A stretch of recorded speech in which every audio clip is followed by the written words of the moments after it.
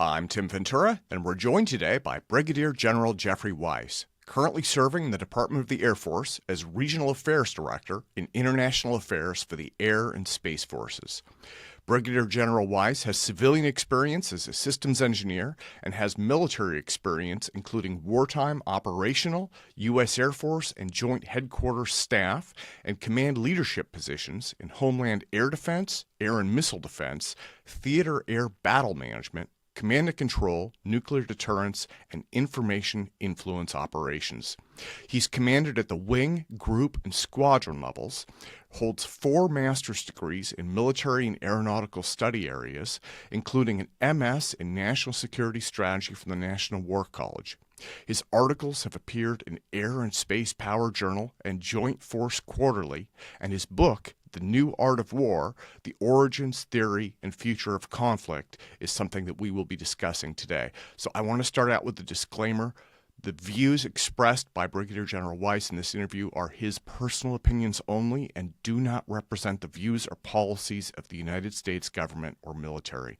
So Geoffrey, welcome back, sir. Tim, thank you. I appreciate the opportunity to be back with you. Thanks for having me on your podcast, and in particular to discuss this important topic today. Oh, absolutely. And, I want to thank you for your remarkable career of service. And I think with the topics that we're discussing, especially what's going on in international affairs right now, people need to keep in mind everything that yourself and so many other members of our military services, as well as the U.S. government, are doing to help keep us safe. So thank you so much for that. Thank you. You're welcome. My pleasure. So today we're talking about the war in Ukraine and hopefully taking some lessons from your book, The New Art of War. I'm going to put links in the YouTube show notes for that. I have read this a few times now. I think it is an absolutely remarkable book. But I know you have been following the headlines closely, as I think we all have. And I wanted to start out by asking for your thoughts and opinions on the recent escalation of hostilities that we're seeing in Ukraine right now. Sure thing, Tim. So regarding the escalation, escalation can mean different things to different people, but I think what we see is this uptick in activity, right? Maybe in intensity, et cetera, with respect to, in particular, the war between Russia and Ukraine. And so regarding that conflict, I think we're at an important inflection point right now in the war. I think there's a sense on both sides as we approach 3 years of this war of weariness, a tremendous resource expenditure in terms of people, absolutely horrific casualty numbers related to this war, and frankly, and unfortunately, without much significance in terms of moving toward a decision for either side.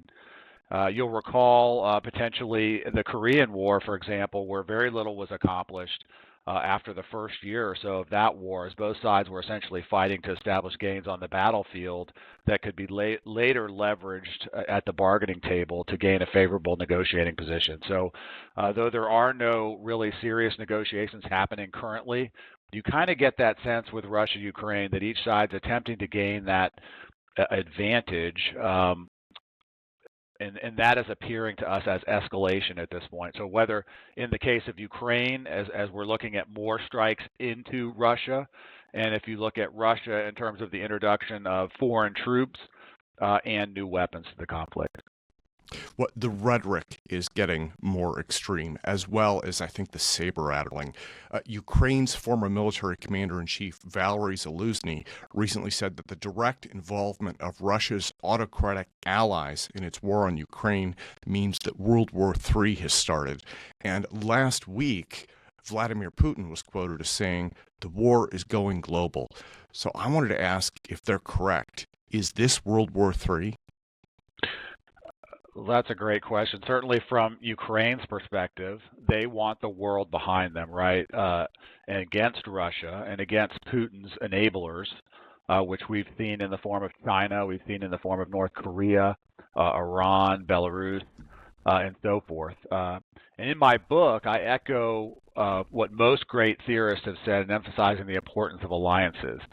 So for a weaker state like Ukraine, particularly one without a nuclear deterrent, they have to form an alliances to remain viable when confronted by a strong conventional or a nuclear-armed opponent.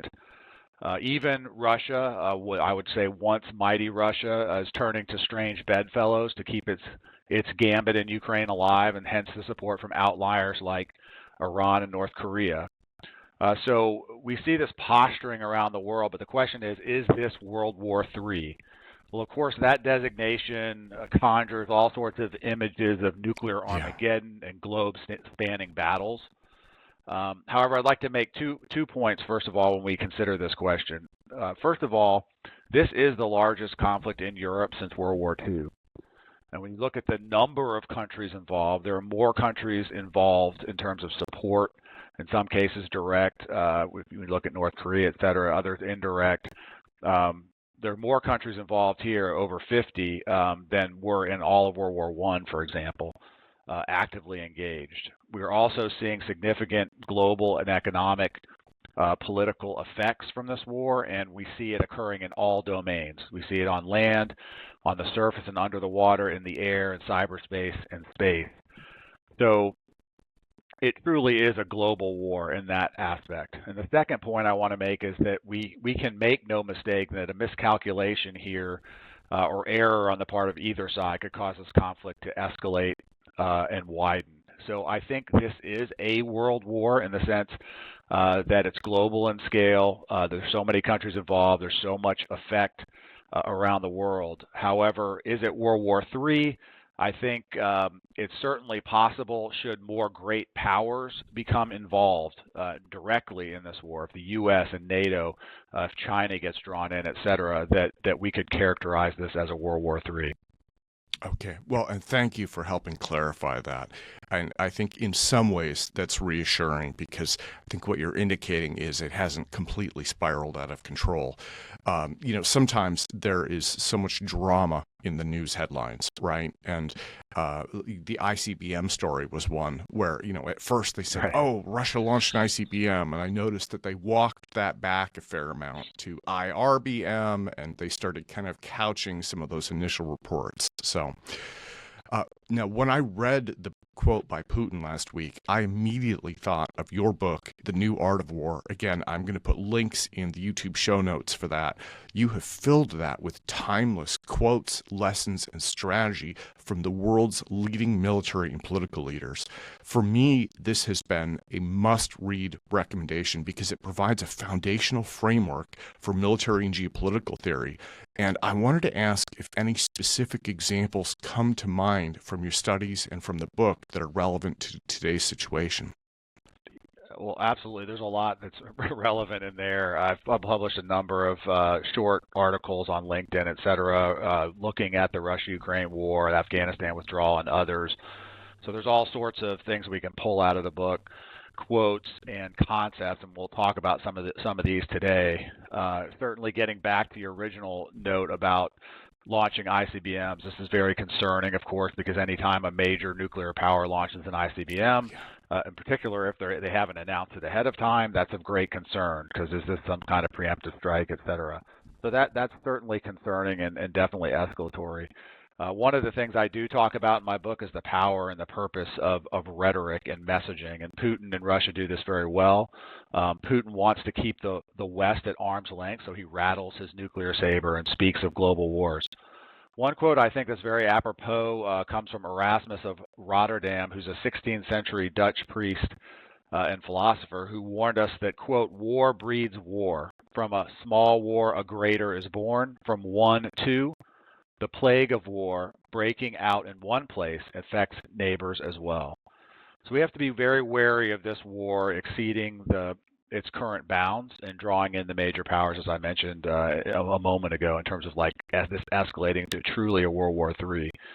Another concept from my book that I want to direct your viewers to study is the war viscosity algorithm, located in chapter 4 on page 274, because this algorithm illustrates how both sides are making decisions in this conflict. They're navigating this algorithm, making decisions regarding the conduct and the form that this war is taking. So they're constantly assessing their will to fight, their capacity to fight, and the context in which they find themselves.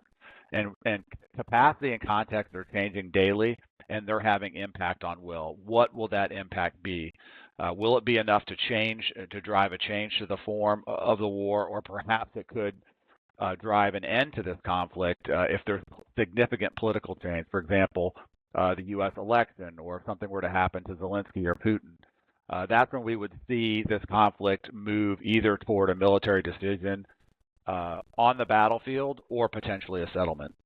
Ah, okay. Well, only a few days after Putin said the war is going global, Simon Tisdall wrote in The Guardian that Russia has been engaged in a shadow war against the West for some time, using sabotage, arson, deniable cyber attacks, and both passive and aggressive forms of covert, hybrid, and cognitive warfare. And he indicated that this has been going on for several years now. So when I read that, it did kind of give me pause. And these are all forms of warfare that you discussed in your book, right? Right. So there's a lot of terminology thrown out there, hybrid and cognitive, shadow. That's one of the things I talk a lot in my book is that somebody coins another adjective and another form of war. All of these are characterized in the book, and they're simplified. So we don't have to sort through and say, well, now we're to the 27th different form of war, for example. Yeah. So what are we talking about when we hear terms like hybrid and shadow? I think in common parlance today, we're talking. Some people call this gray zone conflict. This is something that Russia's expert in. They actually have a word for it. It's called maskirovka, which literally means little masquerade, in a sense, deception. Strategically, in my book, I describe these sorts of activities that we're talking about here as activities short in warfare, but are short of actual combat. And these are actions, they fall within what I call the third essential act of strategy, which is the implementation portion of strategy. So think of ways and means to accomplish ends. But in this case, they're employed to achieve wartime political aims where combat is not one of the ways and means. So we think of this deception, the use of misinformation, all these other sorts of tactics. China uses a similar paradigm, what they call assassin's mace. In the book, I talk about 4 zones of what is called the peace-war dialectic, where you have true peace, competition, conflict, and war. So here we're talking about activities that are on the borderline between competition and conflict, where there's not combat engaged. Now, where they're part of the actual war in Ukraine, they're absolutely part of that war. Furthermore, in my book, I talk about inviscous forms of war. So you'll understand the property of viscosity, in which all forms of war can be characterized as either viscous or inviscous based on what I call the DART criteria: directness, acceleration, restriction, concentration, and cohesion. So you think of viscous being these regular Army, Air Force, Navy, et cetera, units in conflict with each other, where they're very direct, they're very concentrated, et cetera, and very restricted. But acts of sabotage, non-attributable cyber attacks, misinformation, those sorts of things, we would characterize as being inviscous, which is much less direct, much more agile, not concentrated, not restricted. So in this case, we're seeing exactly what we would expect in the sense of a country like Russia, who's normally considered strong, but potentially facing Ukraine and a united West, the United States, trying to hold the U.S. At risk without initiating direct conflict. Well, let me go back to alliances for a moment. Ukraine's former military commander, Valery Zaluzhny, again said that Ukraine is no longer facing only Russia. And this was part of his commentary about World War III, or at least his belief in that area. Right. He'd said that the Kremlin has been using mercenaries from Nepal, India, North Korea, and I've read that recently Yemen is involved in an effort to avoid full-scale Russian troop mobilization. And I think that we're all aware of Iranian drones, which are being widely used in Russian airstrikes. So Western nations are already united through NATO. So I'm wondering if we are starting to see Russia build a firm alliance with opposing nations. Yeah, and to my point earlier about alliances being so important, and without question, this is occurring. Both sides are feeling the pressure to remain in the fight Yeah. and to establish an upper hand position from which to dictate the terms of any potential future armistice. I think the elephant in the room here, really, Tim, is that there appears to be no realistic strategy, or what people today are calling a theory of victory for Ukraine to defeat nuclear-armed Russia decisively. So the best Ukraine can hope for is to last long enough that Russia gives out of its own weariness, or there's a political upheaval of some kind. For Russia and Putin, there's a belief that they can still win by wearing down Ukraine and also wearing down the West's support for Ukraine. If you'll recall in my book, you win wars by defeating the other side's will to fight. And destroying capacity is one way to do this, but it's also important to attack the psychological pillars that undergird the will. And among these are things like morale, leadership, experience, and motivation, those sorts of things. So each side in the war certainly attempting to remain in the fight long enough to collapse the other side's will to fight, and that entails bringing in mercenaries, other countries, additional capacity, in some cases prisoners, more advanced weapons and so forth, to maintain that pressure to get to the point where that will just collapses. And of course, we haven't gotten there yet. Yeah. Now, one of the big unknowns here seems to be China. Back in October, the Council on Foreign Relations wrote that Russia and China are strengthening their alliance with a notable focus on Ukraine, but China seems to be supporting Russia while promoting itself as a peace broker. So it seems like they are trying to take at least a somewhat neutral stance in this, which could be a very good thing, I suppose. If Russia gets into a direct conflict with NATO, would you anticipate China deciding to take a side in this, or do you see them trying to remain neutral? I think neutrality is probably a little too strong to call what China's doing. They certainly want to enhance their stature in the world. They're doing more in terms of trying to make themselves respectable in the traditional world order, while at the same time trying to revise it with them at the top of the food chain. So I think the most important thing to think about with China is they're going to do what's in their best interest no matter what. And I definitely do not believe it is in their best interest, nor do I think they see it in their best interest to be drawn into a conflict in Europe against NATO. They have enough concerns in their own backyard. I would also say that despite the sense that they have cozied up to some degree with Russia, these are very strange bedfellows with a long history of cultural and political animosity. And I don't think that's going to change anytime soon. And I don't think that China necessarily thinks it's an existential problem for them if Russia is weakened and if Russia is embroiled with NATO. So I do not think that should NATO become involved in the Russia-Ukraine war that China will directly participate, nor do I think that China wants this necessarily to occur because of the global economic ramifications, which could certainly undermine their stability within China. However, I would say that China is poised to exploit the situation to the greatest extent possible, and if there were a direct confrontation between NATO and Russia, they would certainly want to exploit that to regional advantage, and particularly they may want to make a move against Taiwan. And this truly would be an explosive situation that could lead to what anyone could justifiably call a World War III. That said, I don't think that direct confrontation between NATO, Russia, and/or China is likely, again, due to the power of nuclear deterrence between all three. But we can't rule it out. Again, mistakes can happen, but I would say nuclear deterrence is still deterring the great powers from confronting each other directly. Well, let me turn to this topic of nuclear weapons and nuclear deterrence. Last week, Russia launched a new hypersonic ballistic missile into Ukraine. Now, it was armed with conventional explosives, but it is reportedly capable of delivering 3 to 6 nuclear warheads simultaneously as part of a MIRV to independent targets. Putin also changed Russia's nuclear doctrine to say that, quote unquote, any attack by a non-nuclear power supported by a nuclear power would be considered a joint attack. And I believe he also wrote that any attack by one member of a military bloc would be considered an attack by the entire alliance. So for me, that was very, very concerning. I wanted to ask, in your opinion, how close are we to nuclear war right now? Well, Putin wants to rein in any possibility that the West may take advantage of the situation with some members of NATO and/or allies becoming more provocative, and we're certainly towing a very thin line there when we're talking about some of the advanced weapons being used.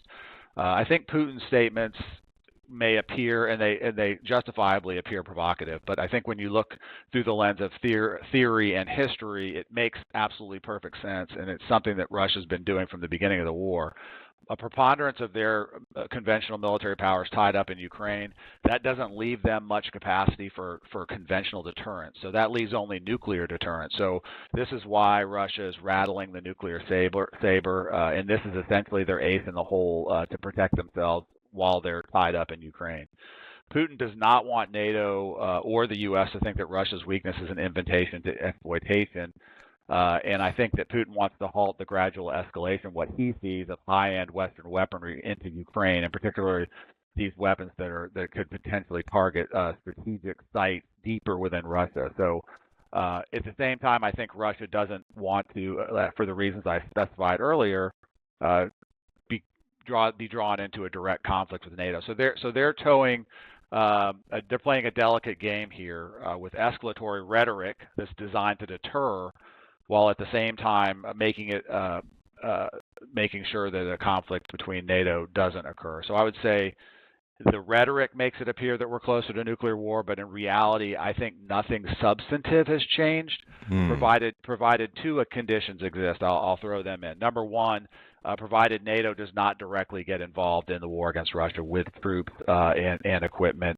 In other words, actively participating with NATO or U.S. forces against Russia. That will change that equation. And also, the other side of that, and I think this speaks to Putin's comments specifically, if Ukraine employs weapons that can directly threaten either Russia's strategic forces and or create an existential dilemma for Moscow, then I could see that also changing the equation.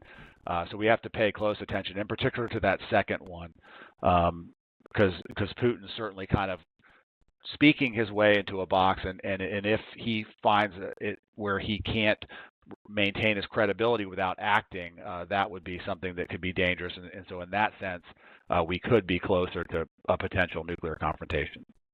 Well, thank you again for clarifying and providing the context. I think that's incredibly helpful and in many ways reassuring. So I wanted to go back and look at history a bit. The immediate comparison that came to mind for me was the Cuban Missile Crisis. Reuters reported that Russia has started making nuclear-resistant mobile bomb shelters. I have read that the city of Leningrad is converting cellars into bomb shelters, and Germany is planning to convert public buildings into bomb shelters as well. Now, again, at first, when you read those headlines at face value, it's like, okay, the end is nigh. This is really, really bad. But then when I paused and thought about it, I thought, this reminds me so much of the fear that existed and that existential anxiety during the Cuban Missile Crisis. Can we draw any comparisons between today's saber rattling and what happened back then? We certainly can. I don't want to make it appear as though there isn't the potential for grave danger with this. Again, go back to Erasmus of Rotterdam's quote. There is a potential for a widening and escalation and mistakes to occur.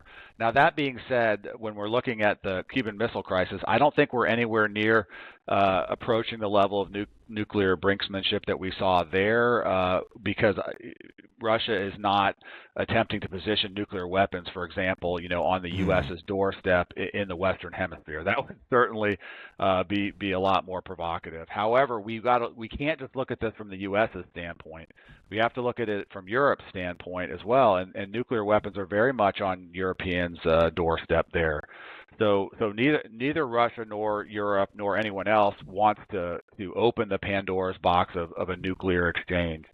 But the building of the bomb shelters, I think, signals very clearly on both sides that that they want to be seen as serious, that they are ready to do this in the event that the other side steps across the line. And that's very important to deterrence. It's something that, again, we can get scared at this sort of thing, but we need to understand the way deterrence works. There are two essential components. One is you have to have the capability. And clearly, both sides have the capability to go nuclear and to escalate. But more than that, it requires the opponent to be convinced that you have the will to respond.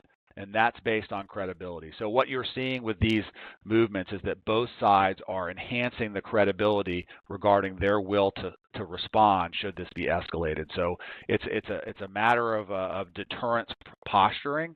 It can be frightening, but that's what deterrence is about, right? To frighten the other side from taking action that might otherwise be detrimental to both of them.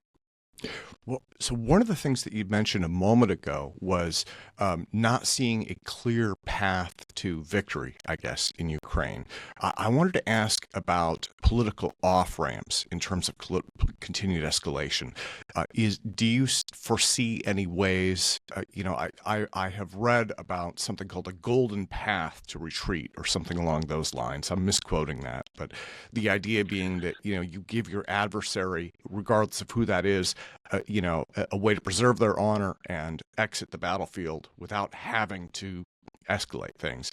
Do you think that there is a way that we could reach that with Russia? That is the trillion-dollar question, Tim, and it's one that undoubtedly the new Trump administration will be grappling with immediately. Theory and history tells us that de-escalation, in essence, exiting the war viscosity algorithm, requires one of two things. Either a decision forced militarily or the mutual agreement between opposing sides to cease hostilities. So I think a decision forced militarily, for the reasons I highlighted earlier, is unlikely at this point, certainly in the near term, and certainly not as imposed by Ukraine on Russia. So then the question becomes on what grounds. So how can we get to this golden path or this political off-ramp? And I think there could be a brokered humanitarian pause or something of that nature, an agreement to de-escalate, to mitigate human suffering, for example. But a longer-term solution, I think, will be required to really solve this problem. And it's fair to say that Russia will not want to cede any of the territory in Ukraine that is taken.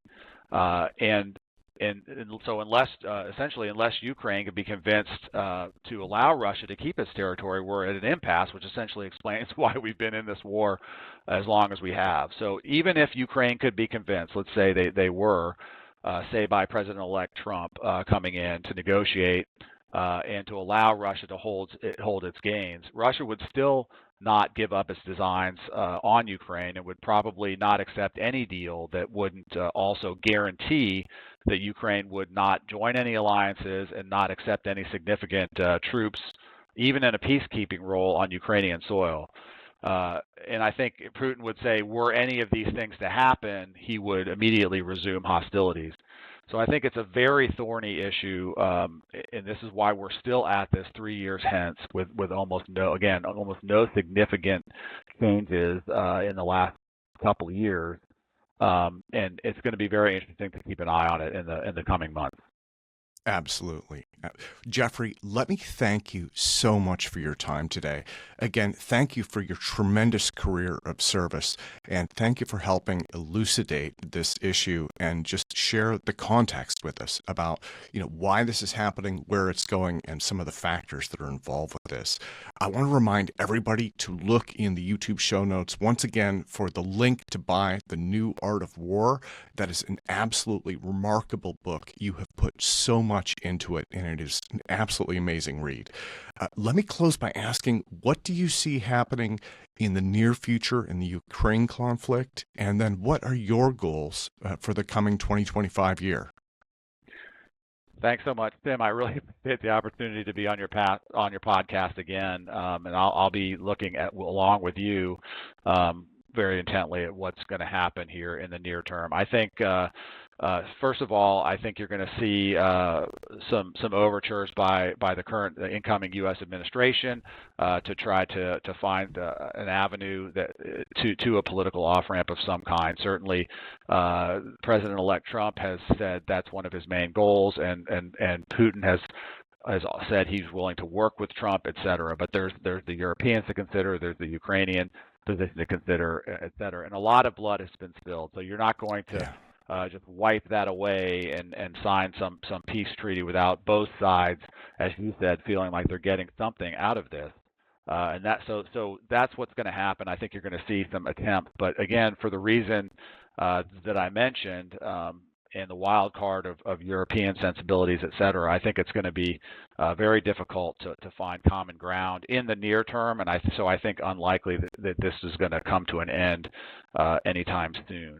Regarding myself, I'm definitely going to be working to help our allies and partners gain the capability and the confidence that they need to stand together with us and our other allies that have similar views on values and democracy and peace and security and human rights and those sorts of things. So from my position in the Department with International Affairs, we'll continue to push that in the air and space domains, and hopefully we will be successful in deterring Russia or China or any other actors out there, Iran, et cetera, from attempting to take advantage of any situation, or us or our allies around the world. So that's what I'm looking forward to doing, and I'll certainly be getting after that in 2025.